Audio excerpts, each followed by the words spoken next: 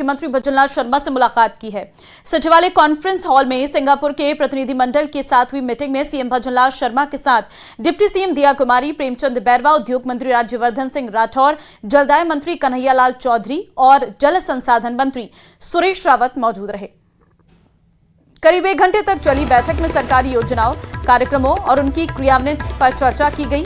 बैठक के बाद जल संसाधन मंत्री सुरेश रावत ने बताया कि सिंगापुर से आए दिन दल ने प्रदेश में हो रहे कामकाज की जानकारी ली। खासतौर से प्रतिनिधिमंडल ने वाटर सेक्टर के बारे में चर्चा की। दरअसल सिंगापुर वाटर सेक्टर में एक नई तकनीक पर काम कर रहा है और सीएम भजनलाल शर्मा भी चाहते हैं कि प्रदेश में नई तकनीकों के आधार पर बेहतर काम हो। इसके अलावा राइजिंग राजस्थान के संबंध में भी चर्चा की गई कि सिंगापुर कैसे हमारे साथ काम कर सकता है।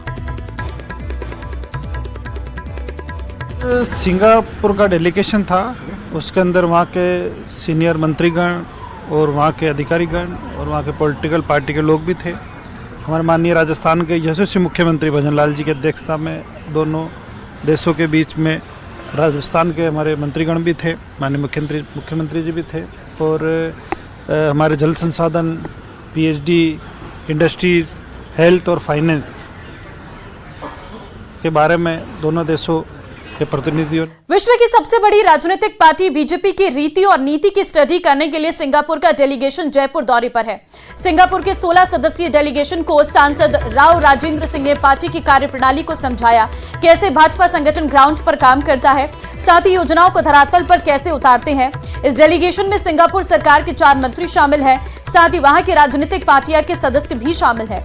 प्रतिनिधिमंडल ने पहले बुधवार सुबह मुख्यमंत्री भजनलाल शर्मा से मुलाकात की। इसके बाद बीजेपी मुख्यालय पहुंचने पर डेलीगेशन का स्वागत किया गया।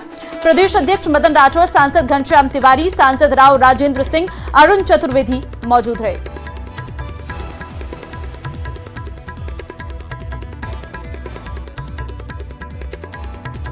झालावाड़ के भालता कस्बे की पीएचसी को सीएचसी में बदलने की मांग को लेकर 2 युवाओं की भूख हड़ताल दूसरे दिन भी जारी है। युवाओं की भूख हड़ताल को देख कल भी तहसीलदार कानूनगो और पटवारी ने मौके पर पहुंचकर युवाओं से समझाइश की, लेकिन अनशनकारी युवा उनकी मांगों को लेकर अड़े हुए हैं। वहीं आज स्वास्थ्य विभाग की टीम ने भी धरना स्थल पहुंचकर अनशनकारी दोनों युवकों का स्वास्थ्य परीक्षण किया। इसके बाद अनशनकारी युवाओं ने अपने खून से मांगों को लेकर पोस्टर भी लिखे। दरअसल भालता कस्बे से आसपास के 52 गांव जुड़ गए हैं और जो कि यहां की पीएचसी पर ही स्वास्थ्य सेवाओं के लिए निर्भर हैं। गंभीर हालत में यहां के दुर्घटनाग्रस्त मरीजों और प्रसूताओं को आनन फानन में निजी साधनों से झालावाड़ जिला अस्पताल रेफर करना पड़ता है, जिनमें से कई प्रसूताओं और मरीजों की रास्ते में ही मौत हो जाती है। भूख हड़ताल पर बैठे हुए क्योंकि सबसे बड़ी समस्या यहाँ सीएचसी की है। भालता गांव से 52 गांवों के लोग जो है जुड़े हुए हैं, लेकिन फिर भी इस गांव में स्वास्थ्य केंद्र की बड़ी परेशानी आती है। लोगों को मामूली बीमारियों में झालावाड़ रेफर करना पड़ता है। और यहाँ पर पूर्व मुख्यमंत्री जो वसुंधरा राजे थी तत्कालीन समय में, उन्होंने 2015 में घोषणा भी की थी भालता को सीएचसी बनाई जाए। उसके बावजूद भी अभी तक सीएचसी नहीं बनी और इसलिए हम धरने में बैठे हैं और धरना अनिश्चितकालीन चलता रहेगा। प्रदेश में पर्यटन को बढ़ावा देने के लिए सरकार प्रयासरत है। सांभर झील के पास टेंट सिटी बनाने के लिए 73 हेक्टेयर भूमि के लिए रेवेन्यू विभाग को प्रस्ताव भेजा है। प्रस्ताव की अनुमति मिलने के बाद जयपुर में पर्यटकों को एक नया एडवेंचर मिलेगा। डिप्टी सीएम दिया कुमारी ने पर्यटन विभाग की बैठक में नए पर्यटन सर्किट और वेडिंग डेस्टिनेशन को बढ़ावा देने के निर्देश दे रखे हैं। वहीं पर्यटन विभाग के अधिकारियों ने सांभर झील के आसपास 73 हेक्टेयर भूमि को चिन्हित कर जयपुर कलेक्टर को प्रस्ताव भेजा है। रेवेन्यू विभाग से मंजूरी मिलने के बाद टेंट सिटी विकसित करेगा पर्यटन विभाग। जयपुर, उदयपुर, सवाईमाधोपुर जिले को वेडिंग डेस्टिनेशन के रूप में देखते हैं।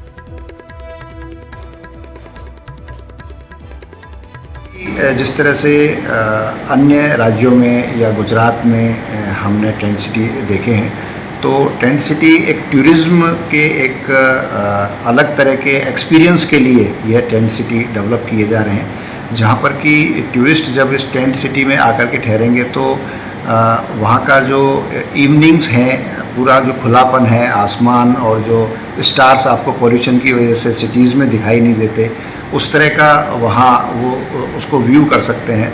और सांभर क्योंकि एक काफ़ी खुली हुई स्पेस है और सांभर झील का अपना एक इतिहास है, जो कि लोग उस इतिहास से वाकिफ़ हो सकेंगे और वहाँ का जो मनोरम दृश्य है सांभर झील का और उसके आसपास का, उससे वहाँ का एक नए टूरिस्ट डेस्टिनेशन के रूप में सांभर जो है वो विकसित हो सकेगा।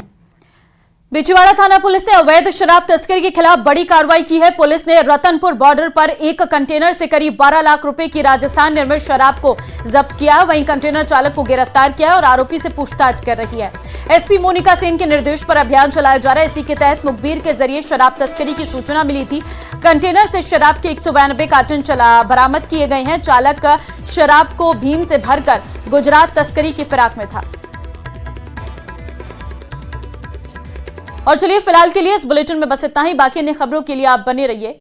तिवारी शुरुआत इस बुलेटिन की करते हैं। सबसे पहले टोंक से बड़ी खबर आपको देंगे। नरेश मीणा से जेल में किरोड़ी लाल मीणा मिले हैं। जेल में बंद 53 अन्य लोगों से भी मुलाकात की है और मुलाकात के बाद बोले किरोड़ी लाल मीणा करीब 15 लोगों को गंभीर चोट लगी है। पूरे नुकसान की भरपाई करेगी सरकार। समरावता गांव भी जाएंगे किरोड़ी लाल मीणा। गृह राज्य मंत्री जवाहर सिंह मैडम से भी इस दौरान मौजूद रहे। तो नरेश मीणा से जेल में मिलने के लिए पहुंचे किरोड़ी लाल मीणा। तस्वीरें इस वक्त हम आपको टोंक जेल के बाहर की तस्वीरें दिखा रहे हैं, जहां पर किरोड़ी लाल मीणा पहुंचे थे। मुलाकात के बाद किरोड़ी लाल मीणा ने कहा है कि नुकसान की भरपाई सरकार करेगी। मैंने उनको कहा कि जितना भी नुकसान हुआ है किसी का, चाहे वह वाहनों का हो, चाहे मकान का हो, चाहे कोई और प्रॉपर्टी का हो, उस सब की भरपाई सरकार करेगी और निर्दोषों को गिरफ्तार नहीं किया जाएगा। चूंकि गिरफ्तार हो गए तो उनकी जमानत तो अदालत से होगी। अब इसमें कुछ ऐसे लोग हैं जिनके चोटें लगी हुई, फ्रैक्चर भी हैं। उनका कहना यह था कि हमको पकड़ने के बाद पुलिस ने चोटें लगाई है। अब पुलिस का पक्ष भी देखेंगे और अगर पुलिस ने कस्टडी में लेने के बाद इनकी मार पीट करके चोट कारित की है तो उसकी बात माननीय मुख्यमंत्री जी से करेंगे। कानून को हाथ में लेने का अधिकार किसी को नहीं है। संवाददाता दौलत फोनलाइन पे इस वक्त हमारे साथ है। दौलत, जेल में नरेश मीणा से मुलाकात के लिए पहुंचे थे किरोड़ी लाल मीणा, और क्या कुछ उनकी तरफ से कहा गया, और ये भी बताया जा रहा है कि वो अभी समरावता गांव भी जाएंगे। बिल्कुल, समरावता गांव टोंक से निकल चुके हैं। ठीक है। दो चीजें बिल्कुल स्पष्ट है। एक तो नरेश मीणा से मुलाकात के साथ ही जो और बंदी थे उनसे भी मुलाकात की है। करीब 53-54 लोग जो है उनसे मुलाकात की। किरोड़ी मीणा ने स्पष्ट तौर से कहा है कि पूरे नुकसान की भरपाई करेगी सरकार। कार टूटी हो, बाइक, प्रॉपर्टी और मकान का जो भी नुकसान हुआ, सभी नुकसान की भरपाई सरकार करेगी। साथ ही साथ किरोड़ी लाल मीणा ने समरावता गांव जाकर के ये पहले भी लोगों से मुलाकात की है। यहाँ कांग्रेस नेताओं की जो बयानबाजी जो थी उसको लेकर भी किरोड़ी लाल मीणा ने कहा कि कांग्रेस नेता बैठे बैठे बयान दे रहे हैं, उन्हें सड़क पर उतरना चाहिए। मैं भी तो जब विपक्ष में था तो तिल का ताड़ बना देता था। हमारी सरकार संवेदनशील है और जो कांग्रेस नेता सवाल उठाने की न्यायिक जांच होनी चाहिए, जो यानी डीसी की जांच से संतुष्ट वो नहीं है। तो ऐसे में उनका किरोड़ी लाल मीणा का कहना कि हमारी सरकार संवेदनशील है। बिल्कुल, बहुत धन्यवाद दौलत आपका तमाम जानकारी देने के लिए। और करौली से बड़ी खबर यह है कि नरेश मीणा की गिरफ्तारी के विरोध में प्रदर्शन देखने को मिला है। मीणा समाज का जिला मुख्यालय पर यह प्रदर्शन अंबेडकर सर्कल से कलेक्ट्रेट तक रैली निकाली गई है। मुख्यमंत्री के नाम जिला कलेक्टर को ज्ञापन सौंपा है। नरेश मीणा की रिहाई की मांग की जा रही है। तो नरेश मीणा की गिरफ्तारी के विरोध में यह प्रदर्शन देखने को मिला है। बड़ी खबर से इस वक्त आपको रूबरू करवा रहे हैं। आपको बता दें, नरेश मीणा की गिरफ्तारी के विरोध में यह प्रदर्शन है। मीणा समाज का जिला मुख्यालय पर यह प्रदर्शन अंबेडकर सर्कल से कलेक्ट्रेट तक रैली निकाली गई है। नरेश मीणा की गिरफ्तारी के विरोध में यह प्रदर्शन किया जा रहा है। अंबेडकर सर्कल से कलेक्ट्रेट तक ये रैली निकाली गई है। तस्वीरें भी हम आपको दिखा रहे हैं, जहां पर आप देख सकते हैं नरेश मीणा की जल्द रिहाई की मांग इस दौरान की जा रही है। हालांकि इस दौरान पुलिस का पूरा जाब्ता भी तैनात रहा। मुख्यमंत्री के नाम जिला कलेक्टर को ज्ञापन सौंपा गया।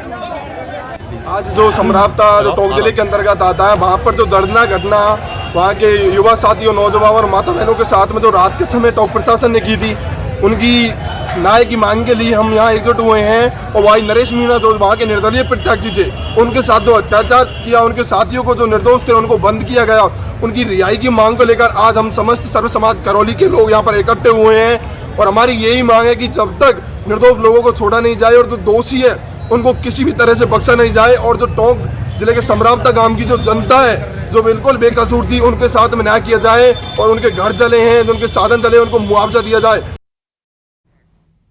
बड़ी खबर इस वक्त आपको दे रहे हैं। फोर्टिस अस्पताल अवैध किडनी ट्रांसप्लांट का ये केस है। अस्पताल की डॉक्टर ज्योति बंसल को सुप्रीम कोर्ट से राहत नहीं मिली है। सुप्रीम कोर्ट ने डॉक्टर को अग्रिम जमानत देने से इनकार कर दिया है। जस्टिस संजय करोल की बेंच ने खारिज की है याचिका। मामले में 12 अन्य आरोपियों की गिरफ्तारी हुई थी।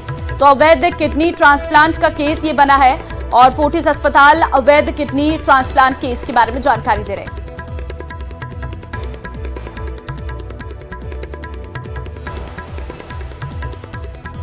भ्रष्टाचार निरोधक ब्यूरो ने यूडीएच के तत्कालीन प्रमुख सचिव और प्रदेश के senior IAS officer Kunjilal Meena को 12 लाख रुपए की रिश्वत से जुड़े एक चर्चित मामले में क्लीन चिट दी है। दरअसल एसीबी ने करीब 1.5 साल पहले एक ट्रैप केस में अनुसंधान पूरा कर उदयपुर की विशेष अदालत में चार्जशीट पेश की है। यह रिपोर्ट देखिए।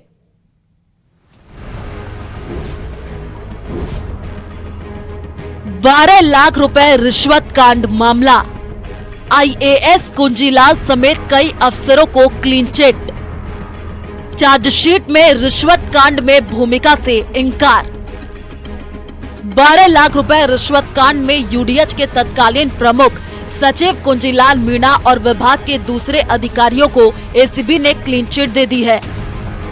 एसीबी ने माना है कि फाइल पास कराने के नाम पर वसूले गए 12 लाख रुपए के मामले में इन अफसरों की भूमिका नहीं थी। एसीबी ने घूस लेते गिरफ्तार दलाल को ही आरोपी मानते हुए उसके खिलाफ उदयपुर में एसीबी मामलों की विशेष अदालत में चालान पेश कर दिया है। एसीबी की जयपुर टीम ने इस मामले में साल 2023 में केस दर्ज किया था, जिसमें तत्कालीन यूडीएच के प्रमुख सचिव कुंजीलाल मीणा, संयुक्त सचिव मनीष गोयल और सहायक अनुभाग अधिकारी हरिमोहन मीणा के अलावा उदयपुर के रहने वाला दलाल लोकेश जैन आरोपी था।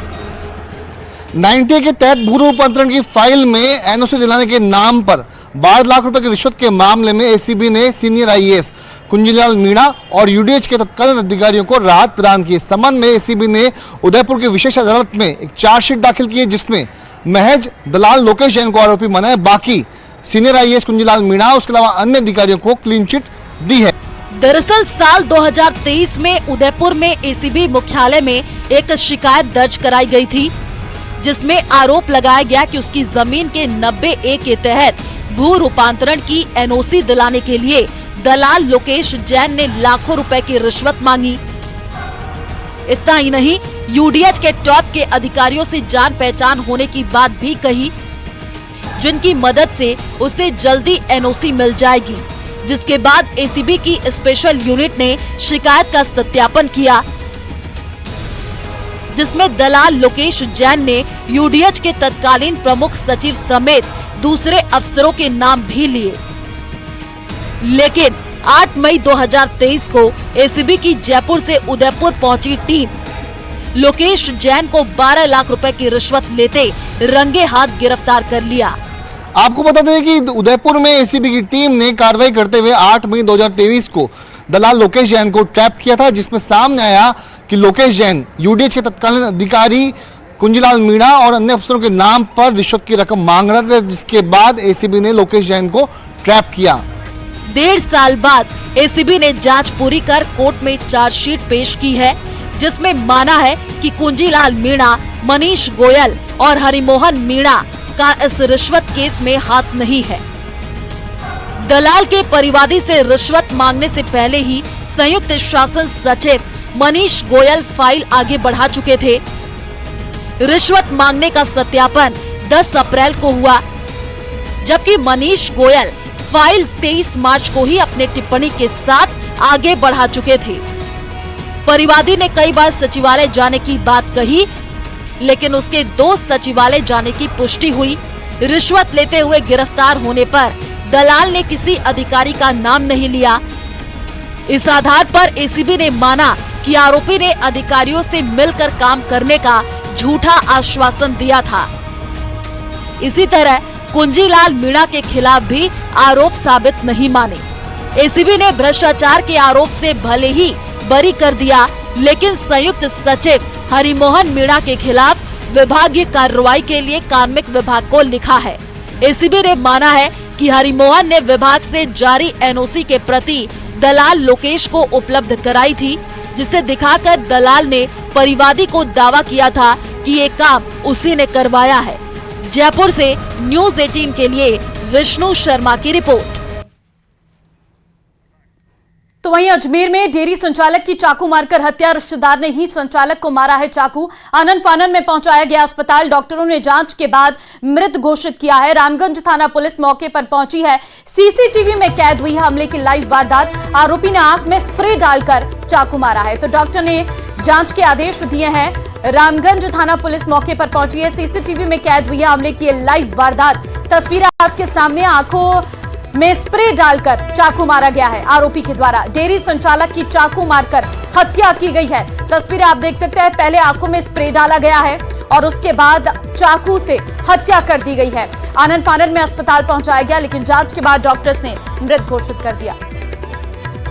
थाने पर सूचना मिली थी कि किशन लाल सन ऑफ गबरू लाल निवासी दोरई को दिलीप ने चाकू मार दिया, जिस पर मौके पर पहुंचे और किशन को अस्पताल लेके आए। अस्पताल दिखाया तो यहाँ इसको मृत घोषित कर दिया है। और अब जैसलमेर से बड़ी खबर है। बिजली समस्या को लेकर आक्रोश देखने को मिल रहा है। किसानों ने सांगड़ा जीएसएस का घेराव किया है। बिजली नहीं मिलने से सूख रही फसल, 1 घंटे भी बिजली नहीं मिलने का आरोप लगाया गया है। देवीकोट इलाके के किसानों ने नारेबाजी की है। तो बिजली समस्या को लेकर यह आक्रोश देखने को मिल रहा है। तस्वीरें आपके सामने हैं, बिजली नहीं मिलने से फसल सूख रही है। ये साफ तौर पर आक्रोश है ग्रामीणों का। 1 घंटे में बिजली नहीं मिलने का आरोप लगाया गया है। नहीं हो रही है। देवीकोट इलाके के किसानों ने ये नारेबाजी की है। तस्वीरें इस वक्त आपके सामने हैं। किसानों ने सांगाणा जीएसएस का घेराव किया है। बिजली की आपूर्ति समय पर और पर्याप्त मात्रा में नहीं हो रही है।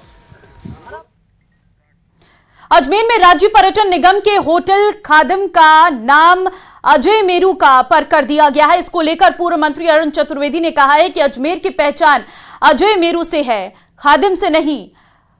पराधीनता के जितने प्रतीक हैं उनको हटाना एक विषय है। आम आदमी को अपने इतिहास के प्रति गौरव का अनुभव होता है। ऐसे चिन्ह को पुनर्स्थापित करना गौरव की बात है।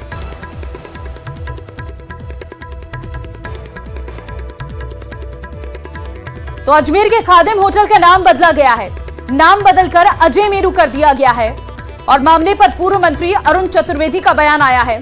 अजमेर की पहचान अजय मेरू से है, खादिम से नहीं। नाम बदलकर अजय मेरू करने पर बयान दिया गया है। इतिहास को पुनर्स्थापित करना गौरव की बात है।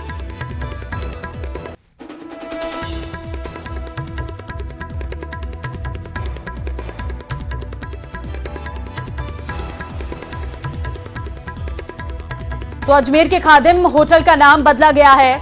नाम बदलकर अजय मेरू कर दिया गया है। सरकार के इस निर्णय का स्वागत करता हूं। देश के इतिहास को जब पढ़ते हैं और अजमेर का राजस्थान का विषय आता है, अजमेर का विषय आता है, तो अजमेर की पहचान अजय मेरू से है, खादिम से नहीं होती।